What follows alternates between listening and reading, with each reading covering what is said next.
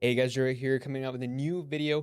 Today we're going to be talking about something different, however, a new game that I've been playing for a few weeks that will have its full global launch really soon. Princess Connect Redive will be the English version launch. The game has been out in Japan for about 3 years now. We are finally getting an English version. I started playing it because of some friends recommending the game to me, and I've been playing it for a few weeks now, so I've made some of the beginner mistakes that I don't want you guys to make. And with the full launch coming out soon, I thought I would share my knowledge. Also, don't worry, the Azur Lane content is not going anywhere. I'm still streaming Azur Lane with Princess Connect on the side, actually, at my Twitch, twitch.tv/Grotto1. Stream there 3 times a week. If you guys have any questions about either game or just want to check out the gameplay or just want to come say hi, please come by. I would love to see you guys there. So yeah, with that introduction, let's get into it. So I have some 12 beginner tips for Princess Connect. Let's get into it. So re-rolling. So obviously, first of all, is it worth re-rolling? It's not really necessary because all of the current characters that are available right now are farmable. So in the long term, you will be able to get any character that's available right now, one way or another. It does, however, give you an easier time for the early progression, especially with tanks. Tanks are more important in this game than any other type of character. So if you have good tanks in the early game, it gets you a little easier, makes it a little easier to progress through the early stages. So you can also have clan battles be easier if you have Makoto. Lots of clans are looking for people with Makoto in their lineup. So if you want to reroll, you can if you want to. Some reroll targets are Makoto, like I mentioned, for clan battle, Hatsune and Rino for PvP, and Miyako and Nozomi for the story. But again, like I mentioned, in the long run, you're able to get all of these characters, and in reality, this rerolling is really only helpful if you care about having an easier time early on. Rerolling is a little annoying because you have to re-download the whole game every time you reroll. So if you don't really feel like it, you have a poor internet connection that's not really going to be sustainable, rerolling and downloading the game over and over and over, then just don't even bother. The very first pull that you do is a guaranteed 3-star, so everybody starts off with a 3-star, so don't worry about too much. There are a couple of 3-stars that are better than others, but in the long run, like I mentioned, it's possible to get every single character farmable as a free-to-play player, so don't worry about it too much. If you want to, go ahead. If not, it's not really necessary, and just go into the game with the guaranteed 3-star that you get from the tutorial role. Next, so you have your characters. You're starting your account. Make sure that you focus on your core story mode team only. Early on, resources are kind of scarce. You're not going to be having a whole lot to be leveling a ton of characters at the same time. So focus on one team in the early game. It's very important to maximize your progression and be able to push the story mode as high as you can. Pushing the story mode not only gives you gems, but it also unlocks better places to farm for gear. So you need to be able to push as far as you can with your limited resources. So only work on 5 or 6 characters at a time early on. Working on your tank first is the best option to do. If your tanks die, the rest of your team follows very quickly. So having a good, strong tank is very important. That's part of the reason why you also may want to reroll. Good tanks to work on right now are Miyako here, Nozomi up here in the top left, Shizuru under Miyako here in the purple, and Pecorine. Pecorine you actually get for free. You start with her because she's a 1-star unit, but you can farm her shards in order to get her to 2-star. I will talk about that in a little bit. There's some good tanks that you can work on. Kuka here in the red-haired behind above me right there. Kuka is a magic tank. Not too common to see magic damage or a lot of magic damage in story mode. So while she is a tank, she's a magic damage tank and not really recommended to level up for story mode. She becomes better and kind of shines in PvP. But yeah, so work on your tanks first. Work on your core team first in order to push as far as you can. Avoid refining gear unless you're really stuck. So here you can see each of these gear has stars available. Here I can click refine and I'm able to get this and use my stones here and increase the number of stars.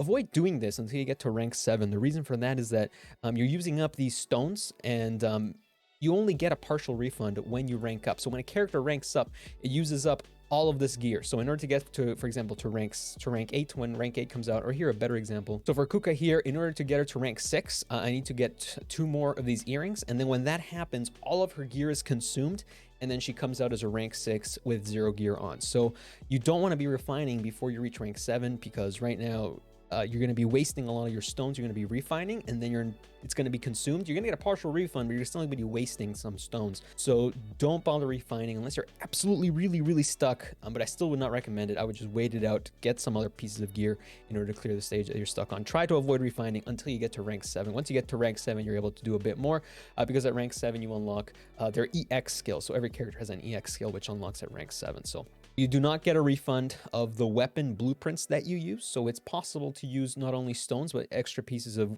gear that you have here. You do not get a refund on these, so avoid using your weapon shards. Stick to using the stones, because at least when you rank up, you do get a partial refund on your stones, but you don't get any of the weapon shards back. So stamina refreshing. So there is a stamina system in this game. In order to run stages, you need to use up stamina. Running a stage costs between 8 to 10 stamina, depending on what stage you're on. You get a certain amount. I believe it's one every 5 or 6 minutes. I'm not 100% sure on that, but it goes up slowly. The stamina natural refresh is slow. So a lot of the time, you're counting on not only the 2 dailies that you get 2 daily missions per day, where you get 100 stamina each. So that is at 12 p.m. and at 6 p.m. Pacific time. So you get those as well. But not only that, but people also recommend that you actually use your gems, your jewels, your premium currency for pulls on stamina. This game is time gated, it's stamina gated. In order to keep good progression on your account, I would recommend even free-to-play players to do a 3 times refresh, which costs 40 jewels each. After you do your 3 40 jewel refreshes, it goes up to 60 jewels, and then at that point it becomes not very good for free-to-play players. But if you're free-to-play, do at most 3 stamina refreshes. If you're maybe a light spender, maybe you have the monthly pass, maybe you're gonna buy a pack here and there, I'll go up to 6, even if without ×2 drop. The general rule of thumb is that during normal times, like right now, ×3 refresh. If there's ×2 drop events, so for instance, every single map in the game drops ×2 the weapon shards, it becomes way more stamina efficient to farm because you get twice the amount of drops. You do a ×6 refresh, and then if there's ×3 drops, which can happen, has happened in Japanese version of the game, you do a ×9 refresh. But for now, I would recommend free-to-play players to at least do a ×3, really ×6, only for if you have the monthly or if you are buying a pack here and there. Character positioning within teams can be very important and can actually determine whether you fail or clear a stage. Certain enemies will target specific positions. There's certain enemies that throw rocks at your position 5 character, and if your character is dying, simply moving it out of the danger spot or danger position that's being targeted might help you out. Every character's position is determined by an intrinsic value, so that means that every single character has a range value, and that will determine the position in the party. So for instance, Lima and Miyako, Lima will always be in front of Miyako. Miyako will never be in front of Lima. I can drag her over here all I want. That's never going to happen. It's because Lima's positioning value always has her in front of Miyako's positioning value. This is intrinsic to that character. So let's say I'm running a team such as Miyako, Nozomi, Shizuru, Yukari, Suzuna. Let's say I'm running this team. And there's an enemy in the story mode that keeps throwing rocks at my Suzuna, which is my position 5 character here. The enemy keeps throwing rocks at my Suzuna. It's killing her, and I can't clear the stage because I don't have enough damage. What I can do is I can swap out somebody. Let's say I swap out Shizuru. I can put in a mage, a relatively tanky mage. Let's say Maho. Now, Maho is in the position 5. So now Suzuna won't get hit. Maho takes those hits. Maho is tankier than Suzuna, so she'll be able to deal with those hits. She'll be able to heal herself as well, because Maho does have a heal.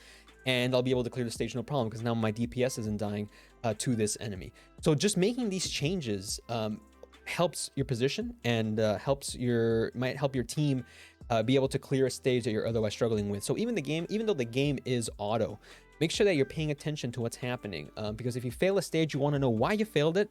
Are you timing out? Do you just not have enough damage? Are your tank dying and then everybody else is following? You want to know what's going on. Do you need more healing? What do you need? Part of the nice thing about this game is that you're able to play around with characters, be able to try and beat stages with team building. It's going to be difficult. Obviously, I just said a while ago, like, hey, work on your core story mode only, but as you work on those 5 to 6 characters and you're working your way up, and suddenly you'll find yourself with more resources, you'll be able to work on a 7th character and an 8th character and so on, and you'll be able to start being able to have enough of a roster to make these changes. So just keep that in mind. Just playing around with a couple of characters and changing their position will help you make or break a stage sometimes. So equipment farming is, the core of this game, as these are the pieces that you need to farm for in order to rank up your characters and make them stronger. Try to be efficient in your farming, as your stamina is a finite resource. Try to farm a map that has 2 or even 3 sometimes pieces of gear that you need to farm, as that increases the efficiency of the stamina that you're using, and you have a higher chance of getting a blueprint that you're looking for. For instance, if I'm farming for these amulets, and in 7-9 I also get this chest piece, then hey, I can farm this map. I can get two possible pieces of gear that I'm farming for, and that increases the efficiency of my stamina farming. If there is no such map, there's no map. I don't need this chest piece. I'm only looking for these necklaces, and none of the maps that drop necklaces have any piece of gear that I'm interested in. Make sure to pick the map that has the gear that you're looking for in the leftmost position, in the left or center position. These first two positions have the highest drop rate out of these three pieces, and then the rightmost position, the third position item, actually has a lower drop rate than the first two. So make sure that you're farming a map that has the gear that you're looking for in the first two positions. Do not farm for a piece of gear if that's all you're interested in. If it's in the third position, it's a much lower drop rate, and you're going to be using a lot more stamina to try and farm for that piece of gear than you would have otherwise if you had picked another map. So make sure that you're picking a stamina efficient map, either with multiple pieces of gear that you're looking for, or in the rightmost or center position, in order to maximize your efficiency from your stamina. Next, we're going to talk about skip tickets. So skip tickets are a way to be able to just quickly clear a stage and get the rewards immediately. So it uses up one skip ticket to do one run. It'll use the same amount of stamina that it would use normally to run the stage normally. At first, you're going to be struggling to kind of get a good stash of skip tickets, especially if you're using them a lot, but eventually you'll get to the point where you just have way too many skip tickets and you have no idea what to do with them. I usually use my tickets on the hard mode stages, on the grotto as well, and then everything else I just kind of do manual or normally. Yeah, unless I'm in a hurry to burn a lot of stamina, I'm about to go to bed or something and I don't have time to farm, then I'll use my skip tickets and I'm able to burn the stamina, so I'm not floating stamina overnight. So it's a really useful feature to have. Note that you do not get bond or XP on your characters if you decide to use a skip ticket, but however, you do get XP pots and bond food that gives you bond to characters that you have in the guild house. So it's basically the same thing. So you don't really lose anything from using a skip ticket. You actually just gain time, which is really nice. Character shards. So character shards are used to ascend your characters. So every character has a base amount of stars. Pecorina, for instance, I mentioned, is a 1-star unit. You start with her, but I can use a bunch of memory shards in order to increase her number of stars. So if you can see, I've already actually done that. I've already gotten her to 2 stars that cost 30 memory shards, and each character shard is available to be farmed from a specific source, and in addition to the divine amulet store. So you can get character shards from farming hard modes. You can get them from the dungeon shop, the arena shop, and the princess arena shop. In addition to these sources, you can get them from the divine amulet shop. So you get divine amulets from pulling on the gacha. Every duplicate character that you get will give you a certain amount of divine amulets depending on the rarity of the character. A 1-star character gives you 1 amulet, a 2-star character gives you 10 amulets, and a 3-star character gives you 50 amulets. So note that at first, when you first haven't bought any shards with divine amulets for a character, it'll cost 1 divine amulet. But as you buy shards, for every 20 that you buy, the price will increase by 1 for the next 20. So for instance, I can buy the first 20 shards for a character at 1 each, so it'll cost me 20. Then the next 20 will cost me 2 amulets per, so it'll cost me 40. And then the next 20 will cost me 3, all the way up until it costs me 5, and then after that, it doesn't go any higher. So be very careful when you're buying stuff with divine amulets. Highly recommend that you save these for limited characters, since all of these are able to be farmed from another source that's not divine amulets. So divine amulets are really supposed to be used for limited characters, hard to get, hard to farm characters. Otherwise, don't use them too willy-nilly, as they are a rare resource because you can only get them from pulling, which you can only get from the amount of jewels you get. As a free-to-play player, you're not going to get as many jewels as a pay-to-play player would. So be careful with your divine amulets. Don't go too crazy. Focus on the dungeon shop is the easiest. One of the easiest places to get memory shards from. And there are some really good characters in here that you can get. Yukari's really good, Nozomi's really good, Maho's really good. So and then Arena and Purina, of course, you get some from there as well. So figure out where the shards for your characters that you're leveling up are coming from, and just try and maximize the amount of coin intake from across all the shops in order to be able to ascend your characters as quickly as possible. Speaking of dungeon coins, the dungeon is a great place to get mana, gear shards, and character shards. Dungeon coins as well, obviously, are the real reason that you're here for, so you can spend them on character shards for Yukari, Nozomi, or whatever. Dungeons are composed of multiple fights in which you use the same team throughout, so you'll be using one team, but you always have access to your roster. You're able to swap characters in and out. It's supposed to be kind of like a marathon. You're doing multiple battles all the way up to the boss, and then at the boss, if you defeat it, you will actually, the first time you defeat it, you will actually get a furniture that you can put in your guild house that gives you stamina. So it's very useful, and it's very important to be able to complete these dungeons as quickly as possible so you can get that stamina generating furniture, and you're able to have it going as early as possible. Do the hardest difficulty dungeon that you can. Even if you cannot beat the boss in the highest difficulty dungeon, it's still more coins than beating the boss in the previous difficulty. So if all I can do is Deepwood Oak, the hard dungeon, even if I can't beat the boss in here, it's still more dungeon coins than beating the boss in Cloudtop Peak. Make sure you're doing the hardest difficulty that you can at all times. You have 1 attempt per day to enter 1 dungeon, so make sure that you, as long as this number is at 0 to 1 out of 1, you're good. You don't have to beat the dungeon on the same day that you enter. I can just, if I had 1 attempt here, I could go into a dungeon and then immediately leave. My entry attempt would be used up, so tomorrow I can come back, actually clear the dungeon. If I didn't have time today for whatever reason, I could come back tomorrow, clear the dungeon, and then re-enter again with my daily attempt that refreshes tomorrow. The other game mode available as well is Grotto. So Grotto is the daily. You can enter twice or up to 5 times if you pay money. You can get XP pots and you can get mana. It's really just a small place to farm a little bit of XP pots and mana. You want to basically just clear the highest Grotto stage you can do per day. Eventually you'll get to the point where you'll just have 3-starred the hardest one, and then you're able to just use your skip tickets on it. That's what I do here. Every single run will give you 2 skip tickets. So even if you use 2 skip tickets for 2 runs, you'll get 4 back. So you'll always be net plus on skip tickets for Grotto. So Grotto is one of the better places to use your skip tickets as well. The XP quest one especially is a little bit more difficult than the mana quest one, simply because you need a bit more magic damage. Once you get it to 3 stars, don't worry about clearing it ever again. Just use your skip tickets and then you can get your XP pots and mana for the day. So even though the game is still in soft launch, when the full launch happens, we will be getting a rate up banner. So the way the banners work in Princess Connect is that there is a spark mechanism where every 300 pulls or 45,000 gems, which is the same thing, you can spark, which means that you'll able to select a rate up unit of your choice from the banner. So it's like a pity counter, which is a nice mechanic added into the game.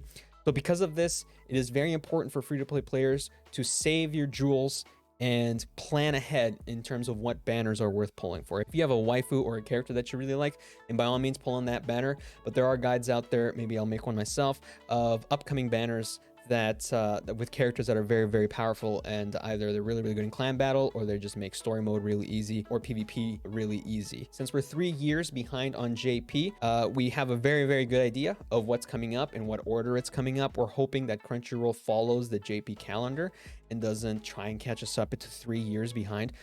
So if we stay with the JP calendar, the original JP calendar, we'll have a very good idea of the banners that are coming out, the characters that are coming out, when they're coming out, and that way you'll be able to plan ahead and be able to pull the important characters that you're looking for while staying free to play.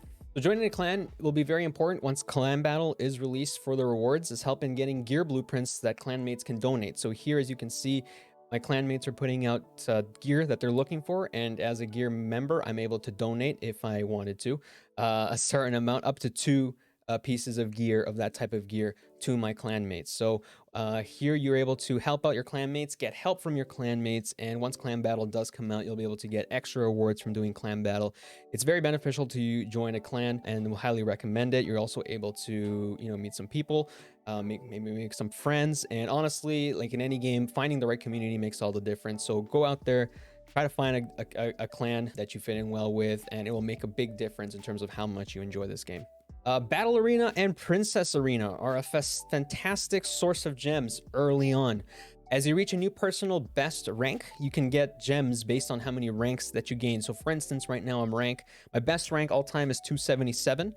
So if I beat somebody that's higher than that, the difference in ranks will determine how many gems I get for reaching that new rank in Arena. So that's why I said before that it might be worth doing even 6 times refreshes in order to rush your character's progression a bit more and rush the arena rankings more, because you're able to make it easier for you to climb higher, and you're able to get more gems than you likely would have been able to if you had just done 0 or 3 stamina refreshes. So that's just something to keep in mind. It's a bit of a trade-off either way. Depends how good you are at PvP. The thing about PvP is that it does take a bit more strategic team building. You have to learn the characters, the meta characters, how to counter them. So it does take a little bit of practice. In all honesty, it does take a little bit of practice and knowing what to pit against certain teams. Princess Arena is very similar, except for that it's a 3v3. So it's 3 teams versus your opponent's 3 teams, and it's a best 2 out of 3. Whoever wins 2 out of the 3 wins.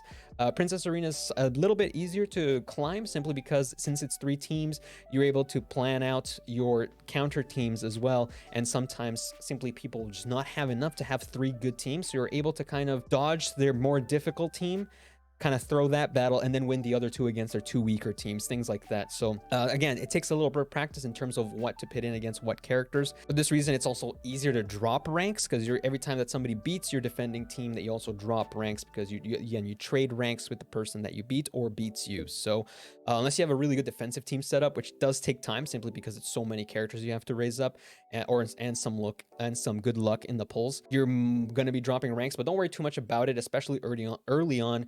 Just try to climb as high as you can to get as many gems as possible before the first limited banner comes out for the soft launch. Lastly, there is one more tip that I would like to share with you guys. Never buy the mana box. Purchase mana one time. This daily mission is a scam. It is a noob trap. It makes you spend 10 gems to buy some mana. Don't do it. You'll have plenty of mana. I'm sitting on 6.6 mil right now. It's okay. I mean, you might not have that much, but mana does become abundant later on. So don't spend money. Don't spend your gems, your jewels, your hard-earned premium currency on buying mana. This is a scam. Don't do it, and it's not worth the measly 20 player XP that it gives you. This is a noob trap. Don't purchase a mana box. I hope these tips and tricks were helpful to new players that are coming into Princess Connect. Once again, I've been playing this game for a few weeks now. I've been really enjoying it. I'm an Azur Lane player mostly, and I've been really vibing with the similar play style of just like it's autoplay. And it's just kind of my characters are doing their thing, but I also like managing them and ranking them up, working on different characters. I'm finding a lot of similarities between Azur Lane and Princess Connect, which is why I've been really enjoying this game. Again, the full launch will be happening in a few days' time. So far, I've been playing on the soft launch. We're going to be getting a bunch of gems for pre-registration rewards and launch rewards. So I hope you guys check this game out. I've been really enjoying it. I hope this video helped out some of you guys that have decided to pick the game up. Like I mentioned, I stream Azur Lane 3 times a week on my Twitch at twitch.tv/Grotto1 with Princess Connect on the side, on the stream as well. So if you have any questions about either game, if you just want to check out the gameplay of either game, or just want to come say hi, I'd love to see you there. Azur Lane content is still coming out. We're actually working on another guide for Azur Lane that Operation Siren kind of delayed a little bit simply because I wasn't sure how much Operation Siren would shake things up. So Azur Lane content is still coming out. Princess Connect contact, maybe I'll make more in the future if you guys are enjoying the game, and if you guys want to see more, let me know. Otherwise, thank you guys so much for watching. Take care, stay safe, and I'll see you guys next time. Take care.